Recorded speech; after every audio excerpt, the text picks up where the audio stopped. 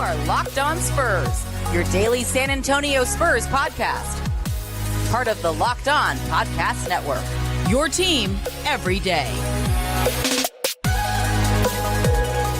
Spurs basketball is back today as your summer Spurs hit the court out in Las Vegas. But we're going to put into spotlight one of the players that could be on the San Antonio squad when the ball goes up in the air for the regular season. His name is Blake Wesley. Welcome back to Locked On Spurs right here on the Locked On NBA Network. I'm your host, Jeff Garcia, KENS5.com Spurs digital beat writer. Glad to have you back. Hey, yeah, basketball is back. Your silver and black will be in action today as they kick off 4 games out in Las Vegas. Your first chance to see Wesley, Malachi, Josh Primo. The list goes on and on. Some guys that are just picked up right after the draft. Darius Days, Dominic Barlow. Yeah, it's going to be an exciting time to watch the future of your Spurs because let's face it, the future rebuild is now. So who knows? Maybe one of these guys will be part of the rebuild moving forward. But we're going to put into spotlight today Notre Dame's Blake Wesley. He was the Spurs' 25th pick in the first round of the 2022 NBA draft. What do we like about him? What did he have to say to me and our guest today? Could he possibly become part of the San Antonio rotation now that they need a point guard because DeJounte Murray is not around anymore? Who is helping me today? He is my colleague over at KENS5.com, Casey Vieira. Casey, before we dive into it, I got to ask you a quick nerd question really fast. Would you say Towley is an iconic cartoon figure? For those who don't know, Towley is a South Park a character who's basically like a towel. He's like a towel that's alive and loves to have fun. Like to have recreational fun with herbs. I was going to say it's legalized now, so you could say it. He enjoys his fair share of weed. Yeah, it's legalized now, so we could say it, right? That's right. I forgot. I'm so old school. I grew up in the era where it wasn't. Where it was like taboo, but yeah. You can just go to like the 7-Eleven now and pick up a pack now. Yeah, that era was only like 6 months ago. So, But yeah, I was watching South Park before we hit record. I was like, man, I haven't seen Towley in a long time, man. I think he's iconic. I put him up there. Like, if you see him, you should know who he is, like without any context. You're sick and twisted individuals like us, absolutely, absolutely. Yeah, see, that's what I like about Casey. Like, he tells me that he is a nerd, but are you like a closet nerd? Are you out there like I am? Oh, definitely not like you. No, not like me. No, definitely not like you. But I mean, I have my roots. I have my comic book superhero roots. That's right. I forget your dad. I always forget about your dad. And well, I mean, he wasn't like he just knew people in that industry, right? Yeah, and he's a big collector. He's a big collector. So he likes collecting. That was his thing growing up. He's a big comic book fan growing up as a kid, and now he collects prints, like full page prints. Nice. Those are nice. Yeah. Not even as much. Not even prints, but pages. That's the word I'm looking for. Pages of regular page you would see inside a comic, and it has the original sketching and details, things like that. So that's those probably fetch a pretty penny, right? If you were to sell those. Yeah, it kind of became a hobby of his, and I didn't really realize until my advanced age. It's definitely a profitable industry, a profitable hobby, I guess. I didn't learn that till years later, but that's my roots, I guess you could say. Yeah, I like how you said advanced age. To my eyes, you're advanced young. Age. In my eyes, you're like a kid to me. Me too. Stay young. I tell everybody, stay young. Don't. Yep. No, one of the valuable lessons Toys R Us taught me back in the day was never grow up. I always want to be a Toys R Us kid. I was going to say, because you are in fact a Toys R Us kid. Because I am a Toys R Us kid. Yeah, I was devastated when that company shut down. I was like, what? I was like, this can't be. I was going to say, what was worse, 2013 Ray Allen or the day that Toys R Us shut down? Oh my God, they're right up there, neck and neck, man. 2013 Ray Allen shot and Toys R Us announcing. Did you ever see their goodbye message? It was brutal. Like, you didn't even have to be like a nerd like I me did not. to get the feels, man. It was rough, man. But enough about Towley, who is right now consuming a computer duster right now on Yeah, my right. TV screen. Oh But my God. let's dive into who we're putting on a spotlight today, and he is Blake Wesley, the Spurs rookie guard out of Notre Dame. Got a chance to sit with Casey and myself recently, but Casey, you're the guest. I'll let you talk about him first and what he had to tell you. Um, First of all, he's just 19 years old. I forget that these are just teenagers coming into a professional league, but he carries himself like he's ready, like he's confident that he's ready Hmm. to make his mark. And I know he told you, because I seen your interview on Kins5.com with him, and he's told me that he's looking forward to the summer league, isn't he? Quiet confidence. Yeah. I think that's probably the best way to describe him. Quiet confidence. Is he the most charismatic dude in the world? Not in particularly, but is he tremendously confident in what he could do, and let you know that, and be yeah, and I guess quiet confidence is the best way to describe what he is, and it was a good conversation. I'm sure you learn the same thing as well, in that he has a good perspective, I felt like, of how this thing's going to go. Was that it's not for a 19-year-old to get playing time in this thing. It's not easy, let Mm-mm. alone in the San Antonio Spurs organization.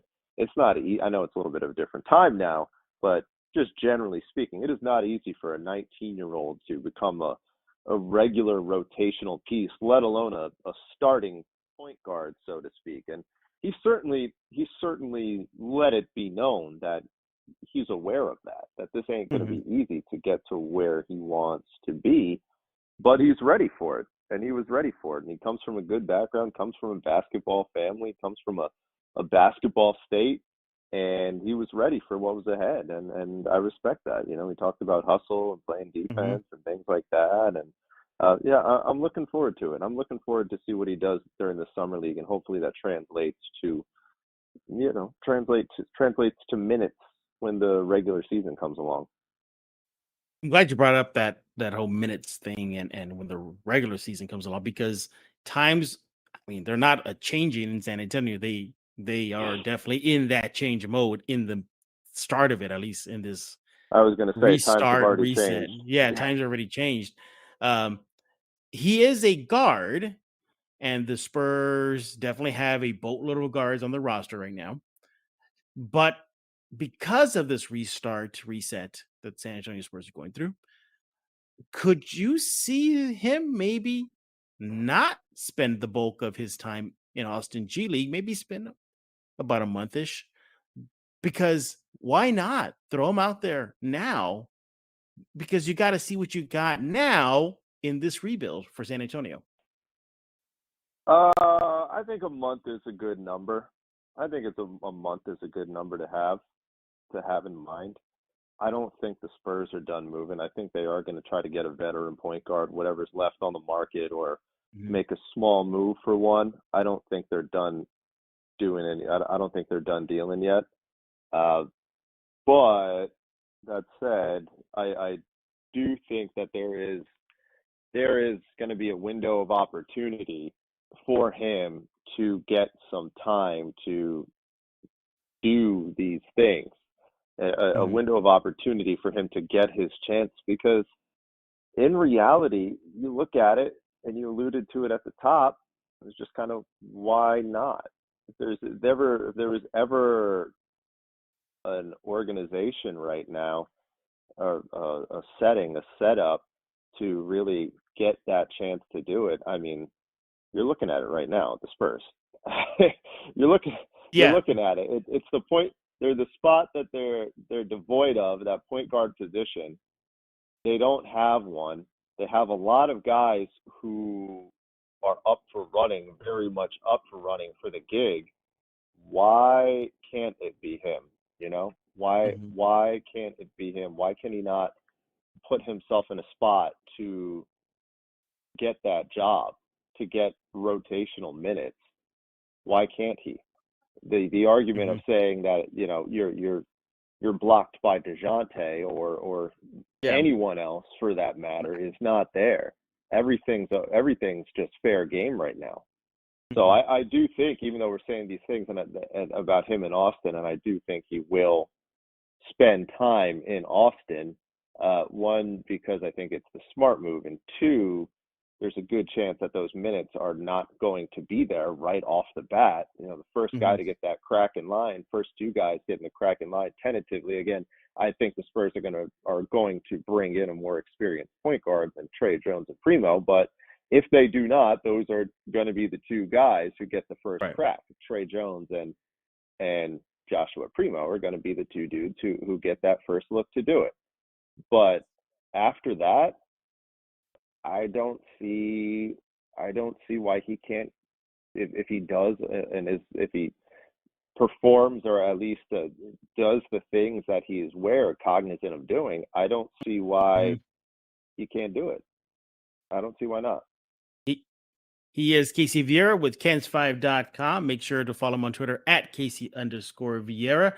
And we're putting Blake Wesley in the spotlight today, right here on Locked On Spurs. But we're not done talking about him. We're going to look at some of the numbers that he put up at Notre Dame. What does Casey have to say more about his interview with Wesley? What did he learn? Maybe something surprising. And of course, we'll get into what he had to say with me, which I promise it'll be up on Kens5.com soon. I just haven't gotten around to it, but it is refreshing to hear a different side of him as he and I got a chance to speak over in Barclays Center on his draft night. But before we do that, I definitely want to talk to you about Truebill.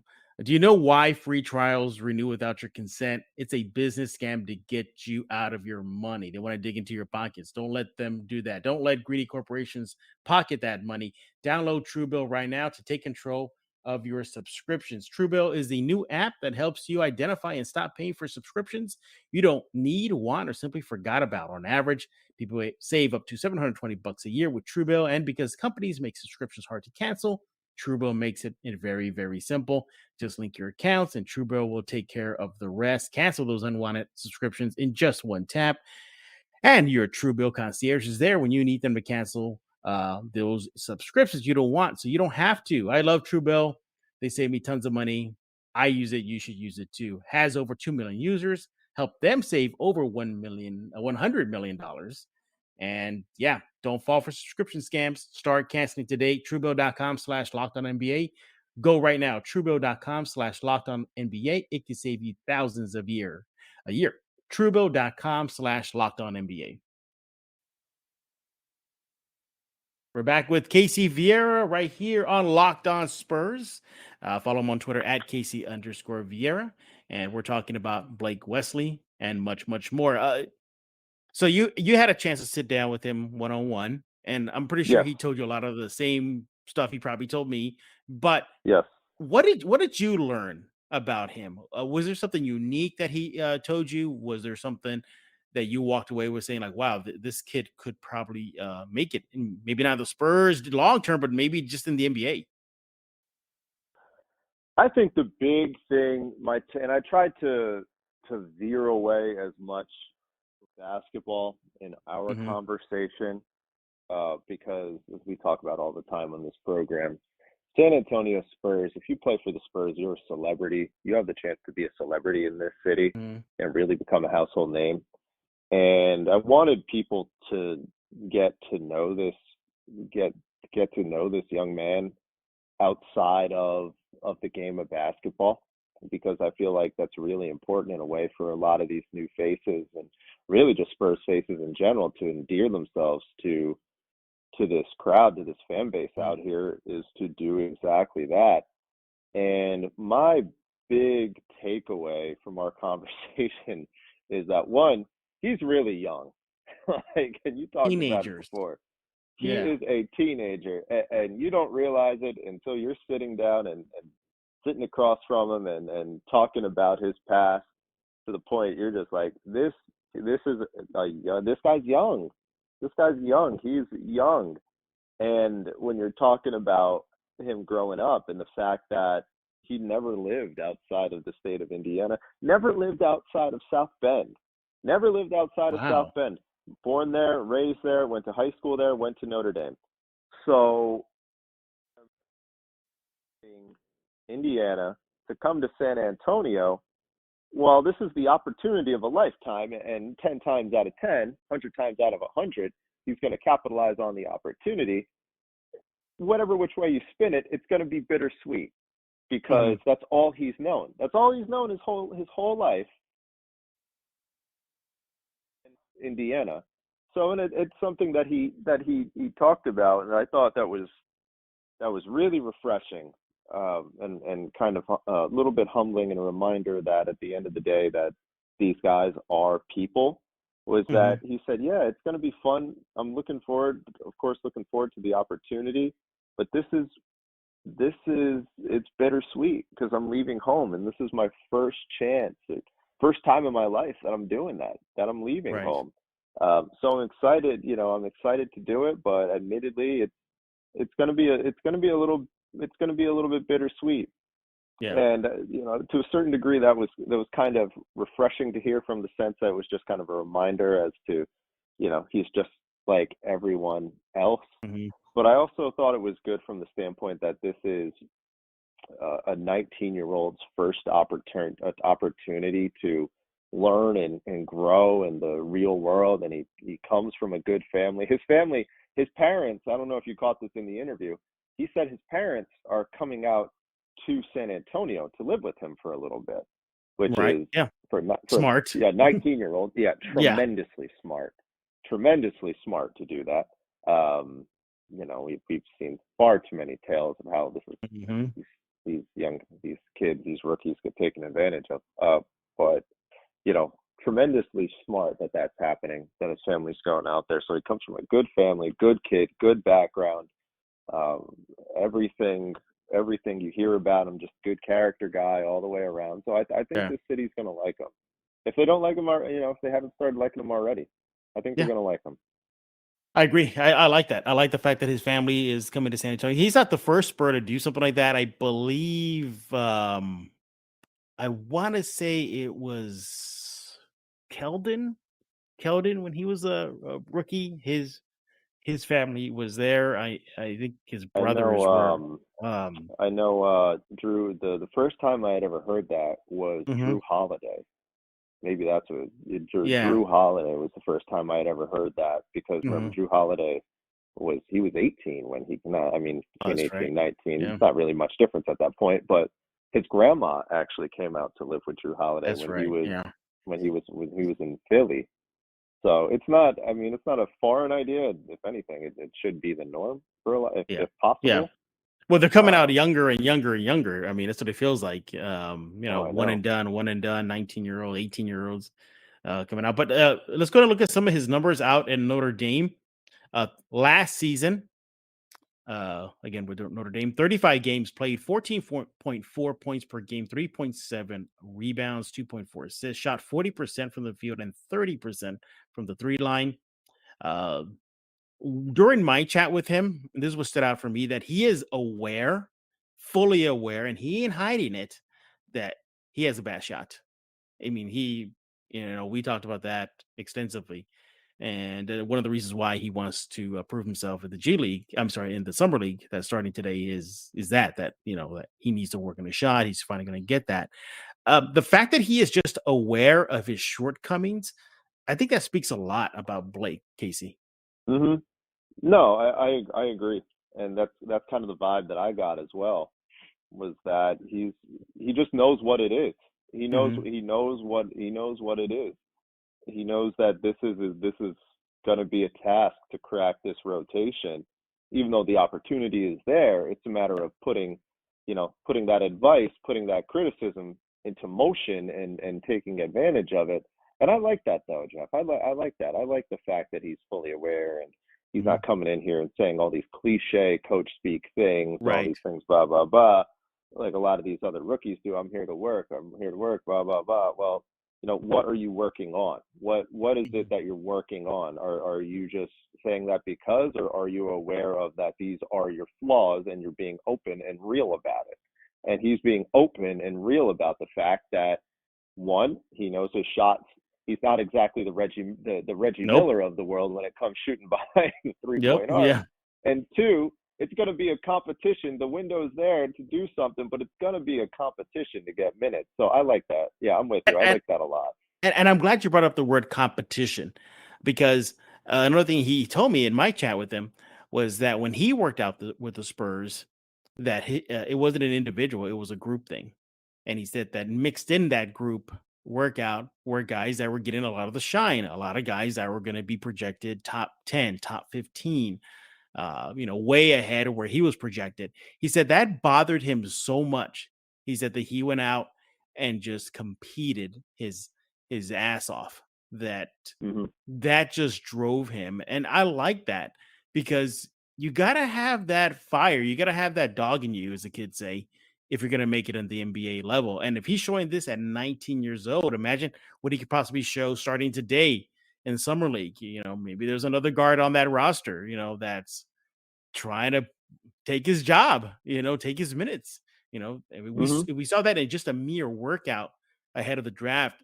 Imagine what we can see later on tonight out of Blake Wesley. So yeah, there's just so many good things about the Spurs. By the way, and speaking of Wesley and the draft, were you shocked that they took multiple guards to close out their first round? They took 2 back to back, basically. Because think about that, he has to compete against his own fellow rookie, that is Malachi Branham. So yeah. I mean, he's got to compete against Mal. It's so tough to say, man. And I know it's easy. We knock the Spurs, and I'm public enemy number one sometimes when it comes to that, knocking the Spurs in terms they just have a overload and just a largely imbalanced roster. But the league is just changing so much, and with the small ball things like that, the world that we live in, and the way that the league has adapted, it's almost just kind of like you're drafting by size and need as opposed to position, because there's some lineups that are going to go out there. Blake Wesley is going to be on the floor, and Blake Wesley, if you're focused primarily on defense, which is going to be the main reason he's going to see a lot of time, at least from the start, they're going to put him at the 3. They're going to have him guarding other 3s. If they're going super small, maybe even other 4s. Once he can, a couple of them, that might be a couple of years down the road. He puts a little weight on. But am I shocked? No. Do I think that maybe they could have, especially at the Blake Wesley pick, maybe explored going a little bit bigger? Yeah, I think so. I mean, it might be recency bias, considering last week I just sat down and I was super impressed. I was super impressed by him and what I saw, and talking to him for an hour or however long, I don't know, having an extended conversation with him. That might be a little bit of a bias in me right now, but there is an element of surprise, I think. Yeah. He is Casey Vieira, and if you want to check out his one-on-one chat with the Spurs rookie guard Wesley, go to kens5.com right now. Or is it on your Twitter as well? Is it there? Yes. I'll double check. Here, okay. Well, regardless, just still give him a follow on Twitter at Casey_Vieira. But yeah, it's a great interview. I recommend everybody to go check it out. And I promise my chat with him will be up soon at kens5.com. It was funny because when Casey had told me that he had did that, my first reaction was like, oh my God, I mean, maybe this might be too like Wesley overload. Because I had told Casey, Casey had texted me, and I was like, well, it's funny you say that, because I did one too. So you're definitely going to get to know Wesley at kens5.com. That's for sure. Again, go check it out. That ain't a bad thing. Yeah. That ain't a bad thing. Yeah, go check out that interview. Or you know what? I believe it's definitely on the kens5.com YouTube page. I know that for a fact. So go there, check out Casey speaking with the Spurs rookie guard. When we get back, we're going to get Casey's reaction to the obvious team rebuild, the trades, because it's been a while since Casey's been on Locked On Spurs. So I'm pretty sure he has a few opinions about what the Spurs are doing right now. But before we do that, I want to talk to you about Bet Online, your number one source for all your betting needs and sports info. Find all the latest sports developments, league reviews, and news, including this year's NHL playoffs, Major League Baseball as well. BetOnline is your continued source for all your sporting wagering information, including live betting, esports, and scores. The NBA 2K League is well into their season. It's getting heated as the playoffs are approaching. Also, if you feel lucky and if you really are a diehard Spurs fan, go check out the Spurs championship odds for next season. Just a mere $20 will get you a nice return if that miracle happens. Go check it out. It's over at BetOnline. And betonline.net remains the best spot for all your sports scores, podcasts, news this season. Betonline.net is the fastest and the best way, the easiest way to check in on all your favorite sports and events, including MMA, boxing, and golf. Head to the website today. Use your mobile device to learn more about the trends and action. BetOnline, where the game starts. We're back with Casey Vieira right here on Locked On Spurs. He is with Kens5.com or Kens5, just period. He is their weekend sports anchor. Follow him on Twitter at Casey_Vieira. Casey, it's been a while since you've been on Locked On Spurs. A lot has happened, from the draft to the Murray deal to Lonnie Walker getting his papers. And thanks, Lonnie. We'll see you down the road. What do you make of all this movement that Brian Wright and the brass are doing with this roster? Is this going to be an obvious tank for Wembanyama, or you think maybe there's something bigger on the horizon, possibly now? Sweepstakes, Kevin Durant. I don't know. Well, what are you seeing the direction of this team? Well, not the Kevin Durant part. I'll tell you right now. Don't buy your. You have a better chance of cashing out in Vegas on that title odds than you do the Spurs getting Kevin Durant. So, if you're feeling ambitious, go for it. Feel like losing money, go for it. I honestly, a little bit of a culture shock that this is actually happening. Yeah. For a lot of people. But how many times over the past 2 years have we sat here and almost like clockwork, wash, rinse, repeat, we've said, they're in the gray area. They're in the gray area. They're in the gray area. They need the DeRozan Aldridge thing. It's maxed out. They need to split that up. They're in the gray area. The DeJounte thing. Listen, they're good, but is DeJounte untouchable? No. So if they have the chance to move them for a large haul, which they did, do you do it? Yeah, that's something you explore. I think that this is a process that was necessary, that needed to be done, that was done 2 years that probably should have been started 2 years earlier. And I don't want to say 2 years too late, because that would kind of imply that things are over. But this process should have started, if not even further before that. But that's a different conversation. This is a process that should have started earlier. And I'm glad that they're finally heading that direction. And I felt for so long that because they're in that gray area, it just hinted that there was just a lack of an identity as to what they are. Do they want to win? Do they want to rebuild? Do they want to try both? Do they think DeMar is the guy who can lead them to a playoff, a playoff series victory, if not more? Are they just really, really hopeful that they'll figure it out? How much is Pop? Is Pop saying, don't do this because we just keep this roster together, keep on winning because I just want to keep on winning? All these things, all these different stones, we turned them over and over and over for essentially 2 years. And along the way, just learning that this team was just what they were. It's just a mediocre team that was heading towards more sustained mediocrity of not being good enough to be a perennial contender, not being bad enough to bottom out and get a good draft pick, a top 3 pick. So while this team's going to be silver, black and blue, I guess you could say, over the next 2 to 3 years, at least there's a direction now, and I'm okay with that. I'm okay with the fact that there's just a direction. It's a start here, and I'm okay with what's going on right now. They might not win 20 games next year, but you know what? If they come back, if they come back with Wembanyama out of this, I think a lot of Spurs fans will feel perfectly fine with Right. sacrificing 1 year. You know? Yeah, it reminds me of when the team traded away George Hill for Kawhi Leonard. Fans were furious. What? What are you doing? You're trading away an established NBA player for an unknown, and look what happened. Came down via title. What? Uh, Robinson and Elliott are injured. Excuse me. Whoa, too bad for the season. And then Tim Duncan comes around. So yeah, I mean things happen. Well, things happen that for the two week reasons they long happen. that Yeah, 2 week long hamstring strain is suddenly a yeah, 2 month injury. Oh yeah. man, we have to rest him for the rest of the year.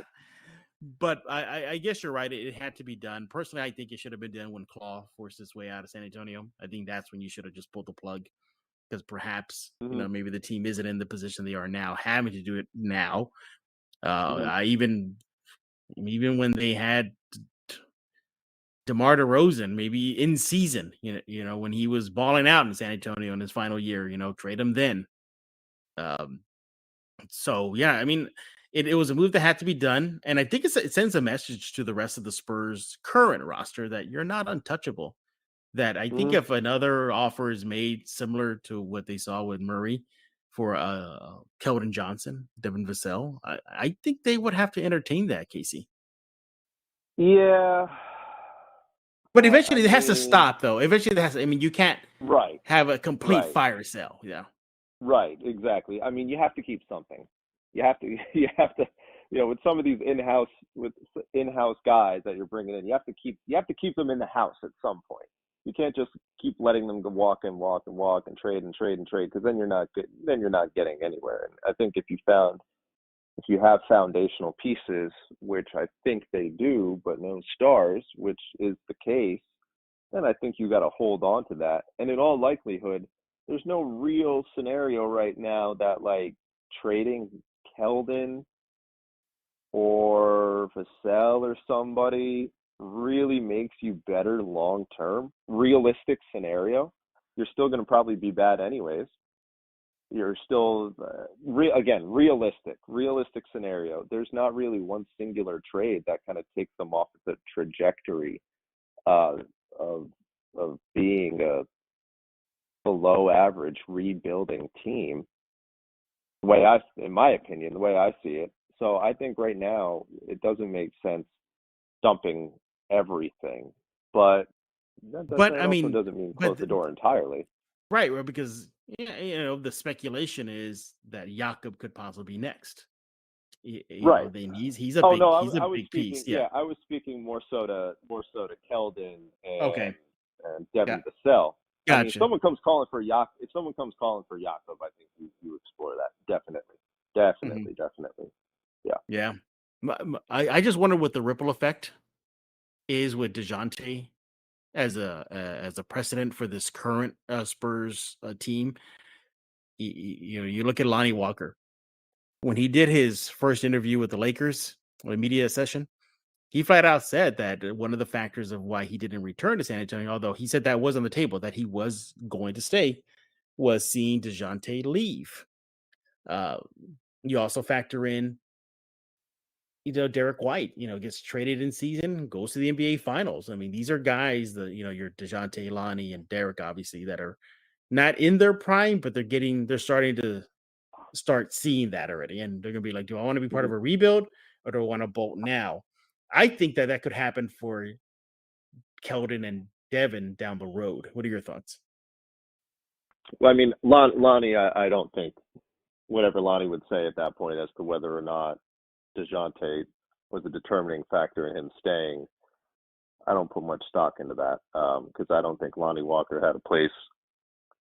I don't think Lonnie Walker. There's a reason. There's a reason that the Spurs pulled that qualifying offer. The Not even the day before, the hours before free agency started, because the feeling was mutual. They knew Lonnie didn't really have a future here, and uh, so I don't think that's necessarily something the Spurs are going to be kicking themselves over. The what was your second point? Do you think that Yeah. perhaps using the DeJounte example Mhm. of, because he said it was a mutual agreement that they part ways in Right. his Atlanta talk with the Atlanta media. Could that happen for a Keldon and a Devin? Because likely chances are high that this team will still be tinkering to get into the playoffs, or maybe just still a fledgling playoff team. And these guys are gonna be entering their prime years. Mhm. I maybe down the road, maybe after they sign that second contract, Right. Yeah. And then there's maybe that, shoot their for it. contract, you have to pay these guys. Yeah.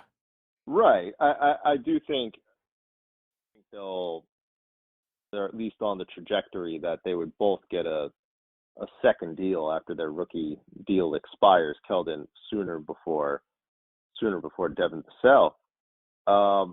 Down the road, I think maybe, but I don't think that's necessarily a Spurs specific thing. I think that's just a basketball specific thing in general. I don't think that's something the Spurs would be doing right or wrong if it came to that point. I think that's just basketball in general. But when it comes to that, though, I feel like